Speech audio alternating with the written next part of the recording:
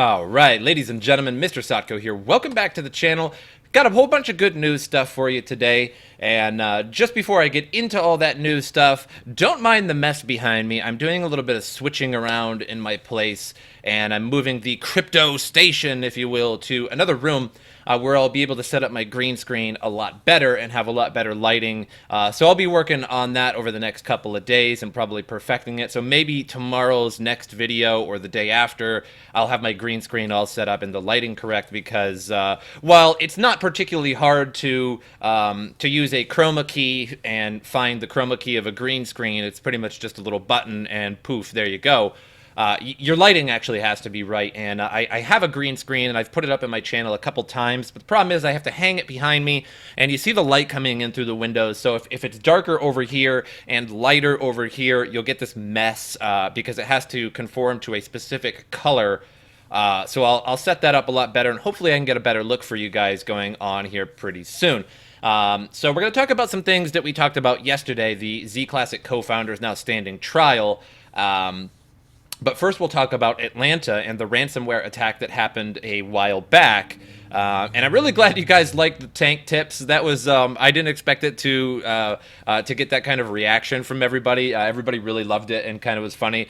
So let's just do two more really quick. Tank tips. The M1A1 Abrams and most modern tanks are multi-fuel, so you can put whatever you want in them. You can dump a whole bunch of pure alcohol in those things, and they will run. Gasoline, jet fuel, diesel fuel. So if you find yourself in a situation where you happen to have a tank and you're like, oh, I'm almost out of gas, just pull over anywhere and put some kind of volatile liquid in it, and it'll keep going down the road. So tank tip number one. Tank number two is, if you have wet gloves, man, you're just outside and you're all wet and you're cold, fire up the tank and stand behind it, but not quite behind it, on the side of it behind it, and put your hands behind the engine, and woo-wee, all the water in your gloves will steam away magically from your gloves, and you'll have nice, warm, cozy hands. But please don't put your face behind a tank, because it is a jet engine. I think it's an Apache engine, if I'm not mistaken. I'm not a mechanic. And they're pretty wicked, to say the least. So like when you accelerate with them, it's not like more like a roar, like a car engine starting up. It's more like a whir, if you will, like a jet engine starting up. So don't stand behind them. I don't know why anybody would have that opportunity, but just don't do that. Anyway, Atlanta still hasn't recovered from the Bitcoin ransomware attack.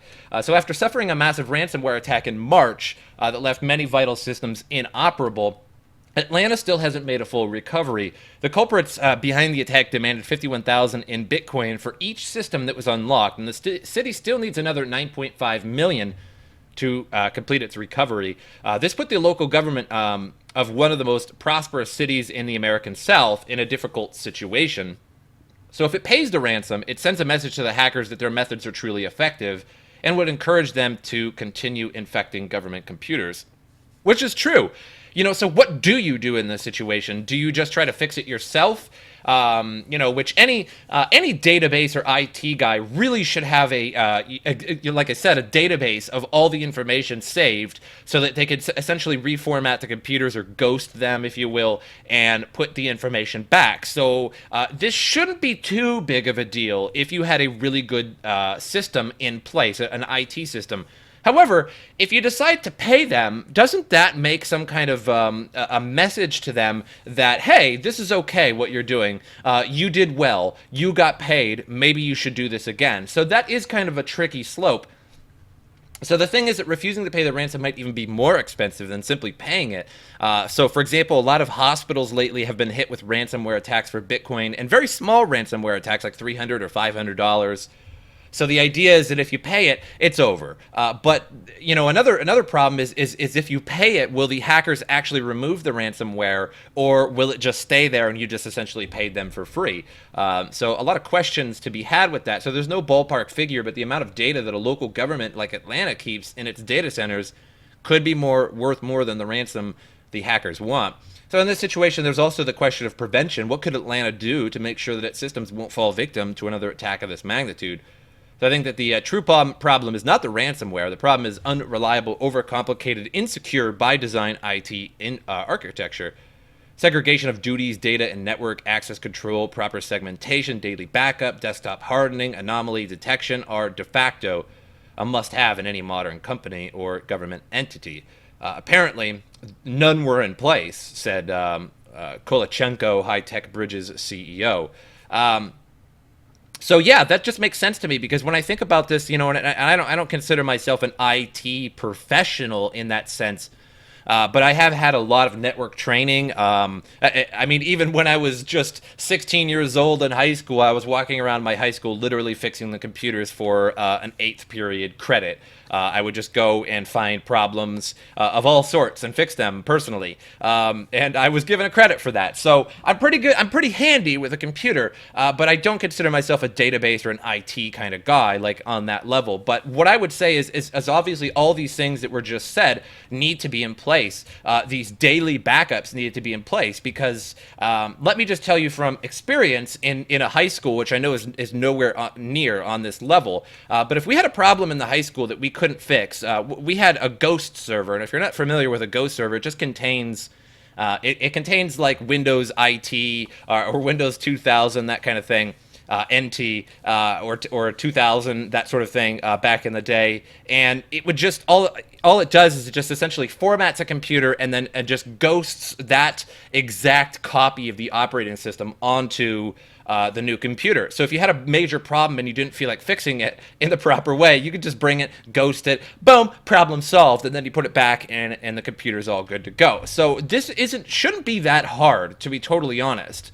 But again, not an IT professional on that government level. The silver lining in all this is that the hackers are beginning to shift to cryptocurrency mining malware, reaching higher potential earnings from individuals and companies than they would with ransomware. So even the most recent reports we are getting point to a migration from ransomware to crypto mining malware as an attack vehicle. Although this is true, however, there's still reason to believe that some hackers will try their luck trying to demand ransomware from governments, as they're most vulnerable to this kind of attack.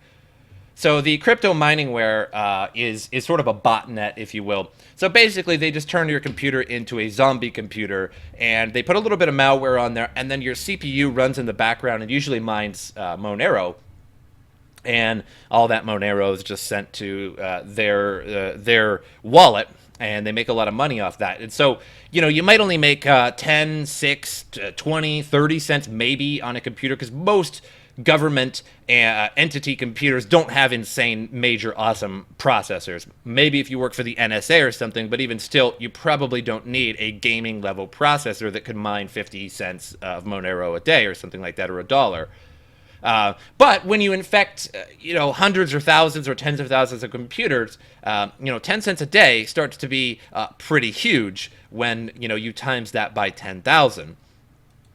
So moving on here, ZClassic CoFounder stands trial for stealing an armored vehicle. So a lot of this is probably a repeat, but some new information in here as well. So according to local sources, Yabit, a serving Army National Guard officer and former Zencash developer, and this really makes me wonder what happened to this person, because he, as it says there, an Army National Guard officer, so he was a lieutenant, if I'm not mistaken. I don't know if he was a second or a first lieutenant, but either way, you become a first lieutenant usually after about 2 years, and then after another 2 years, it's usually captain, and I think 4 years to be a major, as long as you stay in that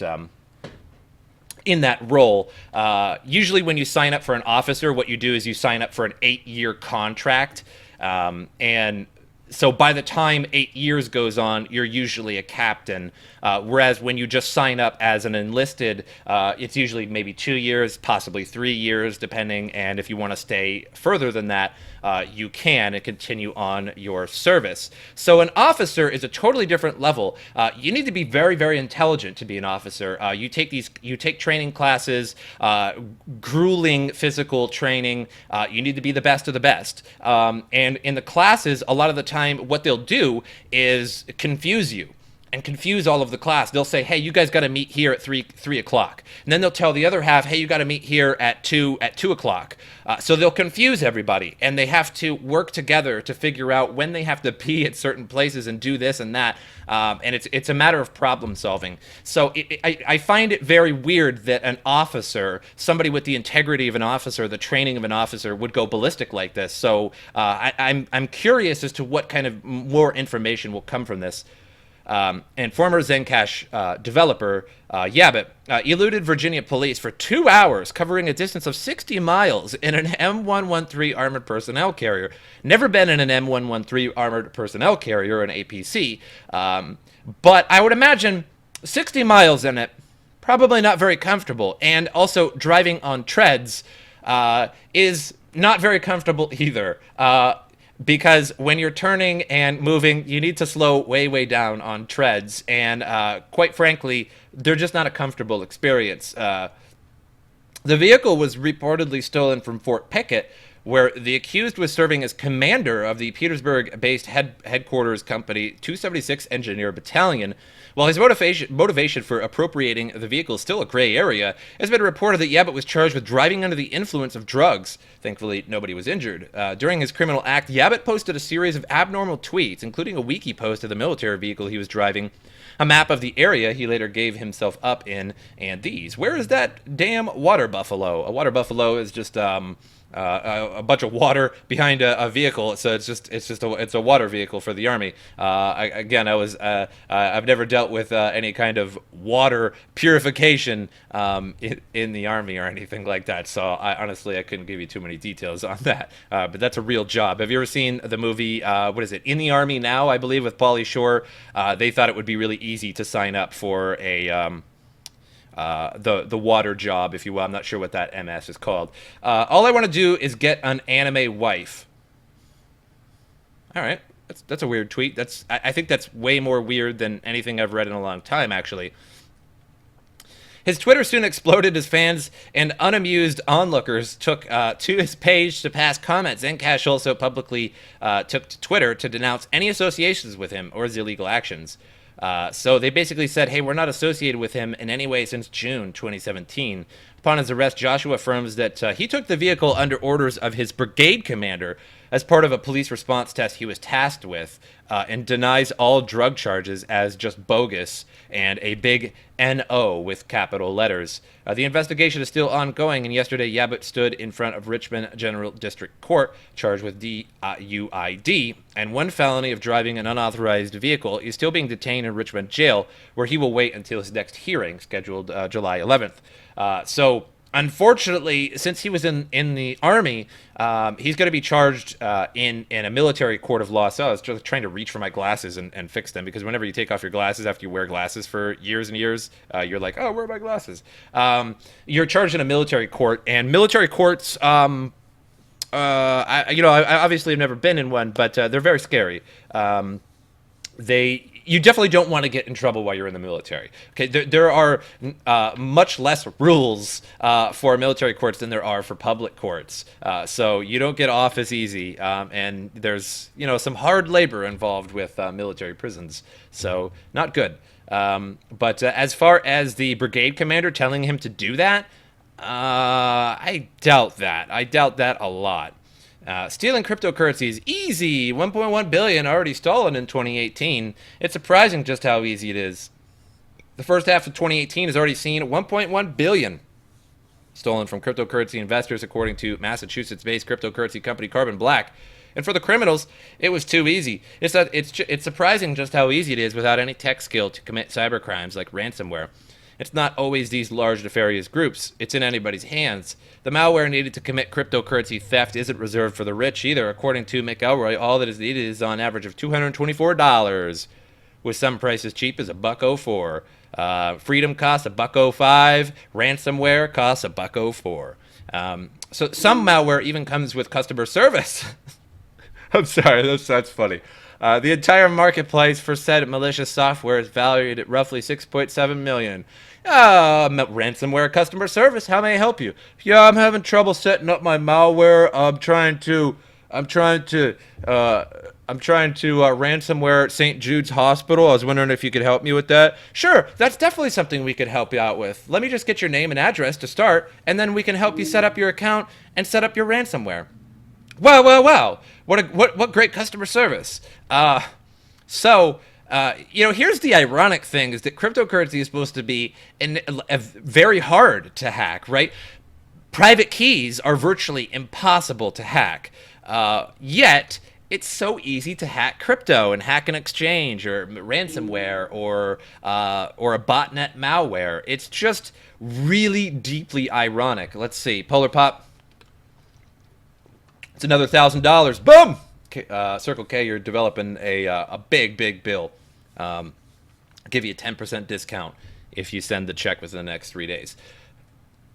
The malware is generally acquired on the dark web, where users can more easily maintain anonymity. You just have to able to log in and be able to buy the thing. You can call customer support and they'll give you tips. Wow. Wow. I might have saw that job in the newspaper too. Hiring customer support reps. Excuse me, I just can't talk today. Hiring customer support reps for ransomware and malware. No experience needed. We'll train. $15 an hour. It could just be two people in Romania. Stealing other people's cryptocurrency with malware has become so easy, in fact, that pretty much anybody can do it. You have nations that are teaching coding, but there's no jobs. It could just be two people in Romania needing to pay the rent. Unsurprisingly, most of the theft comes as a result of holders not properly securing their cryptocurrency investments or failing to understand that you truly must be your own bank. Usually rely on banks. The tools are out there, but investors need to know how to do this. A lot of people are unaware in this new gold rush. People are using cloud wallets and not securing their money. So, though using cloud wallets for storage is ill-advised, keeping your funds on exchanges is not the smartest option either. Attacks on cryptocurrency exchanges as hot wallets accounted for more than 25% of the attacks in 2017. So, most recently, major Japanese cryptocurrency exchange CoinCheck saw 600 mil, worth of XEM stolen by hackers in January 2018. The event sparked a wave of regulator-imposed improvements in Japan, which I did note on some of my news, after illustrating that no exchange is immune to potential cryptocurrency theft. So Japan, their regulations are increasing hundredfold, and a lot of exchanges are actually being shut down because they're not complying with said regulations. So keep your crypto safe. Get yourself a Ledger wallet or something. So cryptocurrency exchange BitMEX recently added EOS futures contracts to its platform. Futures traders are now poised to either cash out big or go home broke in this first round of speculative EOS trading. So I personally avoid margin trading and future trading, just because if maybe you guessed wrong that day, peace out, crypto. So it's a gamble. It is a big gamble. You need to be very sure before you make a margin trade. Great way to make money, but I've done it. But it's kind of like one of those things where you do something and you did it correctly, but you're just like your heart's pounding afterwards. You're like, I shouldn't do that again. It's kind of like getting like a big lottery ticket and winning $100. You're like, man, that was close. I won money, but I don't think I'm gonna do that again because I doubt it'll happen again. So Arthur Hayes announced that his platform would officially begin offering EOS futures contracts starting this month. So Bitcoin, traditionally known as BTC, is denoted by the symbol XBT on the BitMEX platform. It's also XBT on Kraken as well, and possibly some other exchanges. With EOS being one of the most volatile coins on the market, those choosing to speculate on its performance will find themselves either raking in huge profits or breaking the bank. For those just looking to get their feet wet with futures trading, BitMEX also offers a sandbox mode where traders can try their hands at speculating without risking actual capital. So that's pretty good. I've also seen a lot of these sandbox mode, if you will, trial features of various crypto exchanges. I receive emails about them all the time, asking me to put them on my channel and sort of promote them. And they're actually kind of okay. Like, I think that's actually kind of a good idea so that you can try trading without actually having any money, or risking your money. And that's pretty cool. But so far I haven't actually taken them up on those offers. So if you guys think that might be kind of cool to learn about, you can either look them up yourself or tell me, hey, that's something we'd be interested in, and I'll show them to you.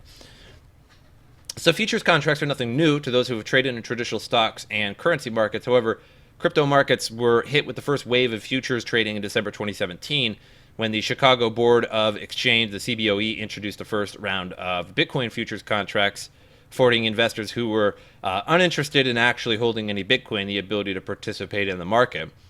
So futures contracts work as an agreement to buy or sell an asset at a future date on an agreed upon price. Simply put, those who speculate that the price of a certain asset will rise will buy futures contracts in hopes to make profits from their initial investment.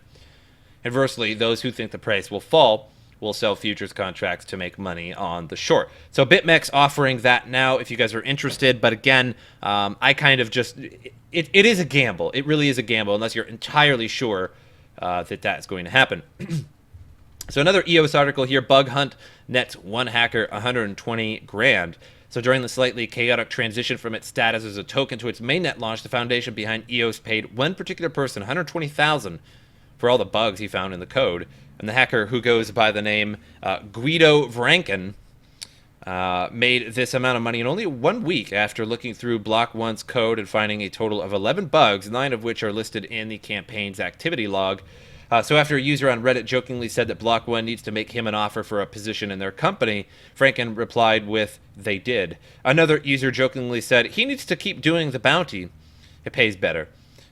Of course, the fact that he found these bugs and they were worth paying 120,000 to fix reveals that there were some holes in the EOS project that may have delayed its launch. The setback in the EOS project led to criticism even from the talk show host John Oliver, who said that this is proof of the speculative mania behind cryptos. It can be incredibly hard to tell which companies are for real. If you want a good example of this, look at Block One, who raised 1.5 billion, which actually turned out to be 4 billion later on. At the beginning of this piece, I said that I didn't want to make predictions, and who knows, maybe EOS is going to be the next Google. I don't think it is, but I certainly don't think that it could be worth over $1 billion at this point. But I could be wrong. I'm absolutely not, but I could be, he said during a show. The wait may finally be over, however, as anticipation begins building up for the mainnet launch as EOS is just shy of making the announcement. So technically the mainnet is kind of launching. It's really confusing at the moment. Like, people are trying to make their own mainnets, and whoever does it first, that's the mainnet, question mark. It's just, it's EOS. So $4 billion plus they have 100 million of their own EOS, so 10% of the entirety of EOS. So they're worth about 5.5 billion or something like that for essentially creating nothing at the moment. I know some people might argue with me on that, but what smart contracts do you see so far on EOS that have actually launched? Because the mainnet hasn't officially launched yet. None. What is EOS for? Nothing, really. I mean, it's a currency, question mark. I mean, you can send it and pay people with it if they want to accept it. But is it worth over $5 billion? Not really. I bought some EOS and then I sold it near the high. I actually kind of missed the complete high of it. Made some money, and that's about it. So, I mean, I didn't lose anything. I definitely made an okay amount. I wouldn't say it's substantial. But that's all I'm interested in EOS at the moment. You know, if it goes on and it's an Ethereum killer, so be it. If it dies, oh, well, that's unfortunate, but so be it. I have no control over that. So I'm not making any predictions either way. If it goes up, great. If it goes down, well, great. I mean, it's not my problem. But anybody holding it might be in a little bit of an issue right now because we don't know if it's going to go up or not. And it is a gamble. $5.5 billion they're worth for making this, I guess. So it just goes to show that you can make a lot of money in the world by making a product that doesn't work. Crypto markets remain sluggish while staving dramatic losses. So this is Coin360. As you can see, a lot of red. All the top 10 coins by market cap are showing minor losses today, June 8th, within a range of 1 to 4% over the 24-hour period at press time, as CoinMarketCap data shows, with this visualization of Coin360, as I said before. So I think the markets right now are scaring a lot of people away from crypto. When crypto was in the teens and tens of thousands, Bitcoin was, then everybody was really excited for it because they thought it was just going to keep going up and up and up and up and up, which is naive to say the least. And then once it goes down, everybody's like, I don't want this anymore. So that really goes to show, really goes to show that most of the people that were into crypto, since considering that Bitcoin volume and Bitcoin searches in Google are way down from once they were, you know, and you can actually follow that Google searches by price. So when the price was at its high, Google searches were at its all-time high. When it was at its all-time low, Google, or well, rather, its recent all-time low anyway, whatever you want to call that. Google searches were way down at their all-time recent low. So it just goes to show that I think people are only interested in the price, and to some degree that's okay.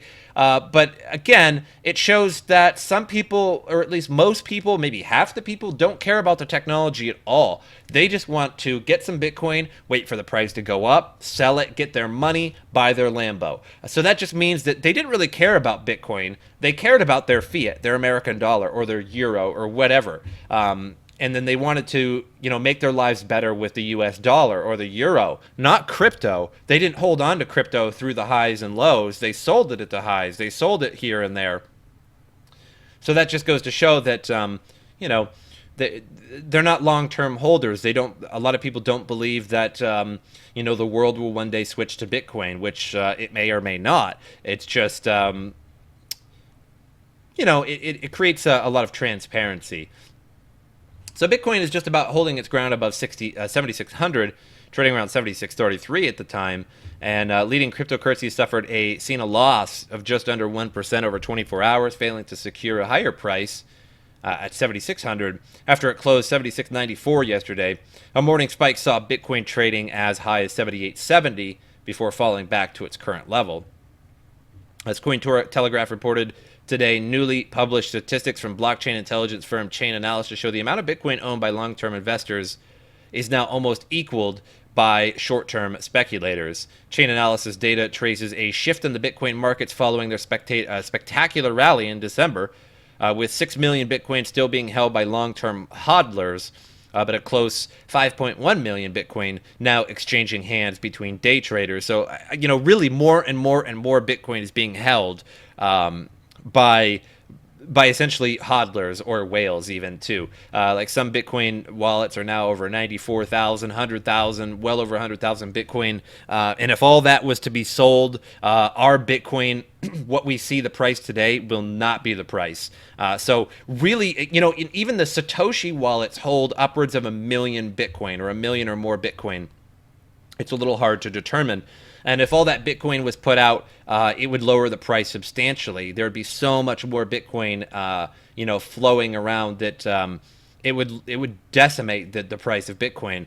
So these hodlers are actually keeping the price up. And one day, when we see all of these whales dump their 90,000, their 100,000 Bitcoin, Bitcoin will be decimated in terms of price. So you really have to watch for that. When that's going to be, nobody knows, but it's going to be at an all-time high, that's for sure. Even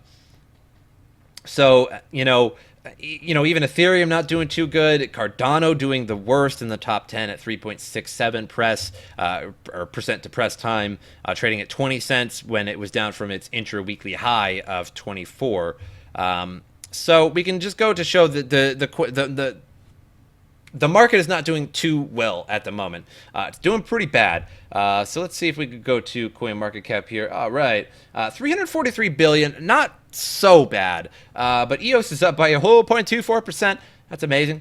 And we see some pretty big losses in terms of just about all coins here. We can just go down the list, and not that many are all the way up or anything like that. So just goes to show that.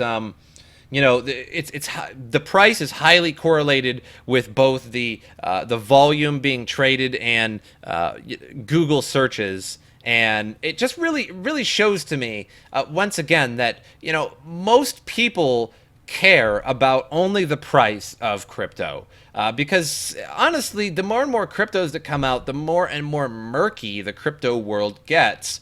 Which one do I go into? Which one's the good one? Which one is going to be the world's cryptocurrency? Which one does what? And it starts to get a little ambiguous the more and more crypto comes out. And when the price dips, people just dip out of crypto entirely. They only care about the price, and that's okay. But some people care about crypto. Some people care about only the price, and that's a fact of life. But I hope you guys enjoyed this episode, and as usual, I will see you guys next time.